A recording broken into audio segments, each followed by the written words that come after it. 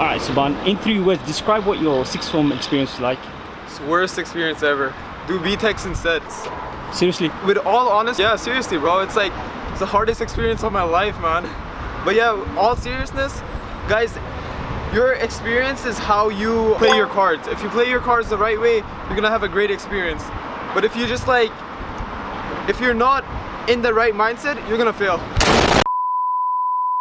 And what is up, everyone? Welcome back to another one of the A-Team channel. Guys, there are many of you out there about to transition from school life into sixth form. And I know some of you may be staying in the same school where you sat your GCSEs, but I don't know if you've been warned. Guys, it's the worst experience ever. Don't do it. Or rather, shall I say, informed. But sixth form life is not the same as school. And if you don't know that, then I, for one, am glad that you've come across this video just in time. But right before I tell you all the secrets about sixth form life, for those of you new to this channel, my name is Amin, and I have not only gone through sixth form, uni and the rest of it, but I've also been running this private exam center known as the ateamacad for almost, well, it will now be going into 6th year, and we offer coaching and tutoring services to young people like yourself. In fact, this year we're going to be doing a number of special things for you guys. Like, starting off with, I'll be offering every single one of you a free session for your A-level subjects that you've chosen. This is a 2-hour session for A-level maths, chemistry, biology, physics, economics, English, what have you. And this will be an eye-opener for those of you that have picked these subjects. I know schools and colleges are not doing it to the same level that we are. So this will give you a chance to get an insight into what you're signing up for in the next 2 years. So why don't you go right ahead and hit that like button. And remember, if you want to try this induction lesson out for absolutely nothing, then do not hesitate to smash the subscribe button. So look, first things first, pick a subject that you like. The truth is, you don't want to be picking subjects that you obviously hate. I know that sounds pretty self-explanatory, but believe me, there are some of you that are crazy enough to pick the hardest subjects that come to your mind.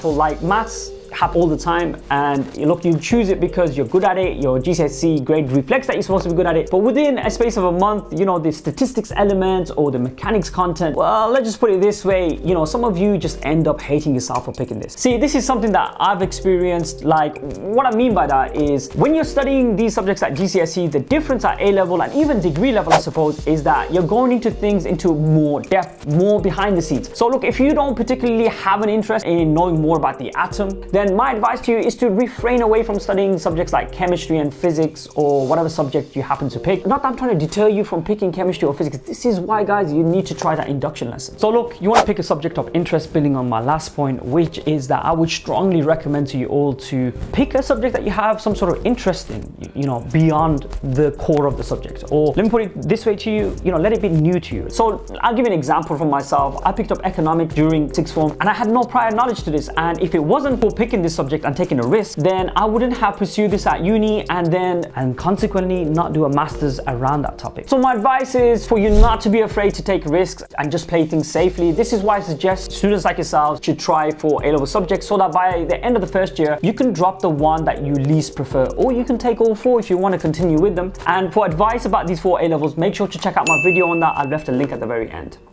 Look, if you don't get on top of the work, unlike GCSEs, the teachers are not going to repeat things or wait for you to catch up. At sixth form, the expectations are a lot more different. Like, you'll see the way the teachers treat you, which may seem a little strange at first, but I know a lot of you will go on to appreciate it. But as a result of this, they'll also expect you to be a lot more independent. You'll even see people around you changing. Your friends will also be different, and don't be surprised if your friendship groups end up changing as well. This is an era and a time for many changes, guys. Like you'll even see your own personalities changing. Trust me, look, I've been through it myself. So do learn to embrace it. I can guarantee you the person that walks in at the start is not going to be the same person that walks out at the end of the 2 years. And for those of you that know what I'm talking about, drop a comment down below for these guys. Guys, I literally just answered 2 DMs before shooting this video about why students are finding the A-level content so difficult and what they should do about it. Look, if you finished your GCSEs this summer, then there is absolutely no need for you to be starting working on your A-levels just yet. Like, in my opinion, it's not going to give you any additional advantage. Okay, a little bit hyperbole there, but you get the idea. The advantages will be very minuscule. When you finish GCSEs, please give yourself 2 weeks to binge watch Netflix. Like, you really need it. Okay, I don't quite agree with Netflix and chill, but you know, you do have a summer in front of you. We are out of lockdown, so I would encourage you guys to make that as productive as you can.